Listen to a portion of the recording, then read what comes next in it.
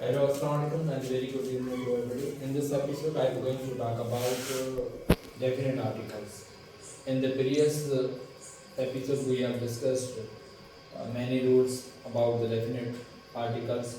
In this episode, we will continue for the rules of the definite articles. हाणे हिन में पाण ॾिसूं त डेफिनेट आर्टिकल जेका आहे उहा नेशनलिटीज़ जेके क़ौमियत हुन सां गॾु सेक्ट्स एंड कम्युनिटीज़ सां गॾु डेफिनेट आर्टिकल द लॻी सघे थो।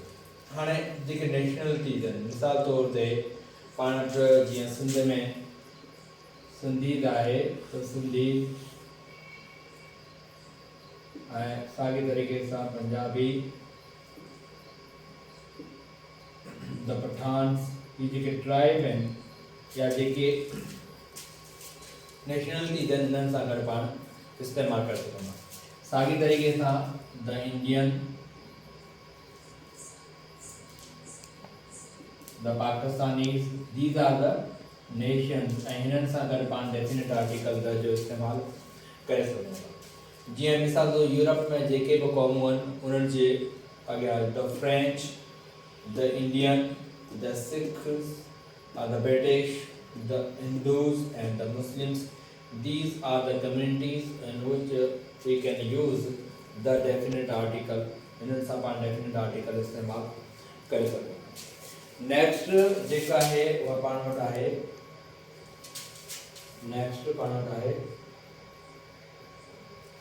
persons or things mentioned for the second time। हाणे जेकर पाण ॾिसूं त जेको नाउन पहिरियों दफ़ो इस्तेमालु थिए थो उन सां गॾु इंडेफिनिट आर्टिकल लॻाए सघूं। मिसाल तौर ते आई सा अ मैन, हाणे हिन में ही नाउन इस्तेमालु थियो आहे फर्स्ट टाइम ते त हुन सां गॾु इंडेफिनिट आर्टिकल अ या एन मां लॻाए सघूं था। अ उते लॻंदो जिते कॉन्सोनेंट साउंड हुजे ऐं जेकर हिन साॻी नाउन खे वरी रिपीट करिणो आहे साॻी जुमिले में त पाण उन सां डेफिनेट आर्टिकल लॻाईंदासीं। The man was my uncle. The man छो लॻो आहे छाकाणि ही नाउन जेका आहे उहा सेकेंड टाइम ते इस्तेमालु थिए पियो, तंहिंजे करे हिनखे पाण डेफिनेट आर्टिकल द सां इस्तेमालु करे सघूं था। अच्छा, साॻी यू वॉज और हॉर्स, तव्हां हिकु घोड़ो ख़रीद कयो। हाणे ही हॉर्स ठीकु आहे, ही नाउन आहे। साॻी हिन नाउन खे जेकॾहिं सेकेंड टाइम ते साॻी जुमिले में इस्तेमालु करिणो आहे त पाण हिन डेफिनेट आर्टिकल द जो इस्तेमालु कंदासीं। द हॉर्स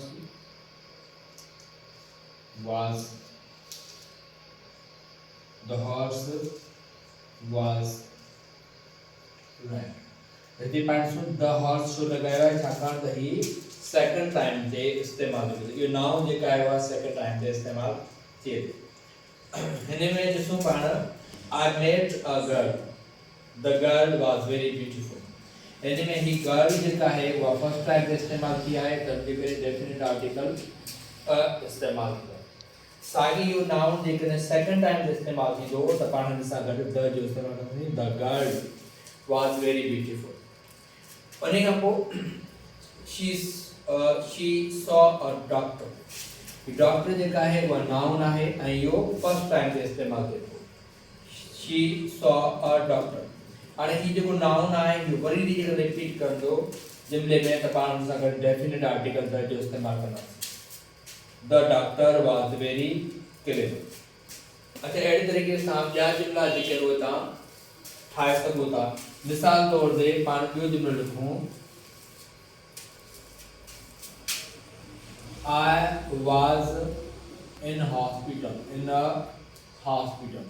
आउं हिकु अस्पताल में हुअसि। I was in a hospital। हिते हॉस्पिटल जेका आहे उहा नाउन आहे ऐं ही जेका आहे उहा इंडेफिनिट आर्टिकल अलॻि आहे। हाणे साॻी हिन हॉस्पिटल खे जेकॾहिं आउं दोबारा इस्तेमालु करणु चाहियां थो त आउं डेफिनेट आर्टिकल द जो इस्तेमालु कंदुसि। The hospital was very clean। त हिते द हॉस्पिटल छो इस्तेमालु आहे छाकाणि त इहो नाउन सेकेंड टाइम ते उन जुमिले में इस्तेमालु थिए थो जॾहिं को नाउन सेकंड टाइम जो इस्तेमाल थींदो त उन सां गॾु द डेफिनेट आर्टिकल जो इस्तेमाल कयो वेंदो।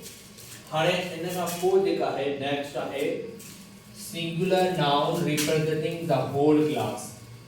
इन में मुराद इहो आहे त नाउन जेका आहे उहो भले सिंगुलर हुजे पर जॾहिं उहो सॼी क्लास खे सॼी कैटेगरी खे सॼी कम्युनिटी खे ज़ाहिर कंदो आहे त उन सां गॾु पाण द जो इस्तेमाल कंदा आहियूं। मिसाल तौर ते हाणे ॾिसो horse is a faithful animal।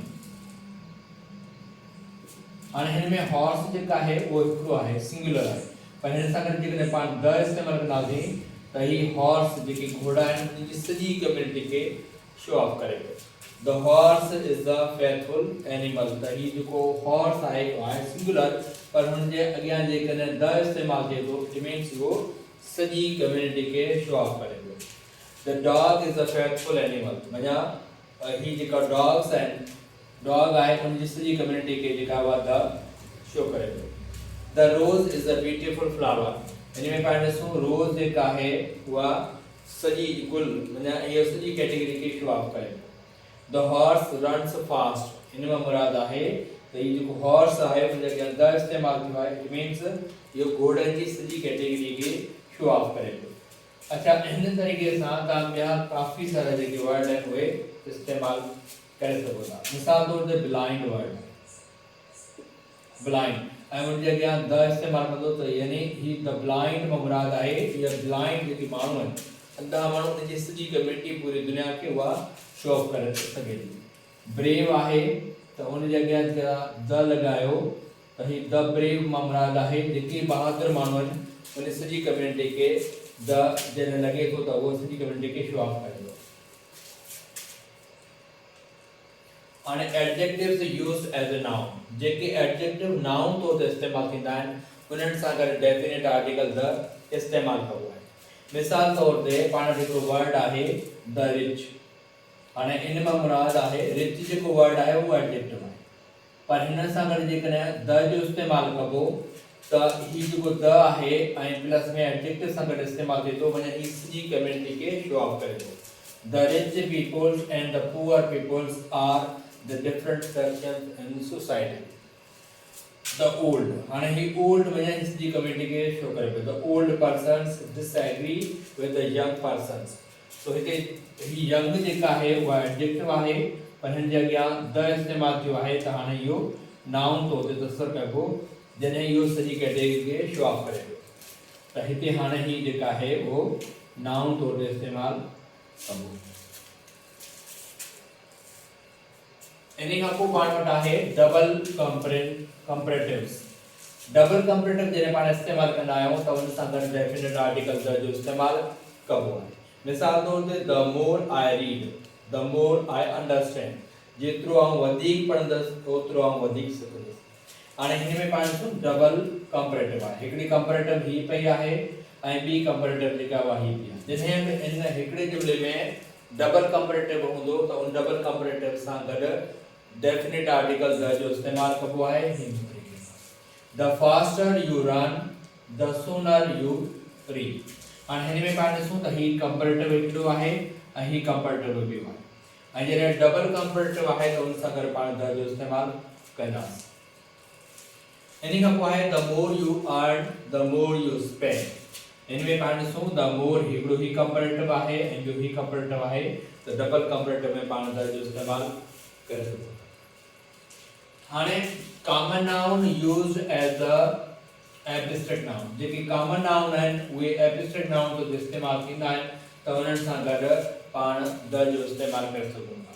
The poet in me raise the voice against injustice.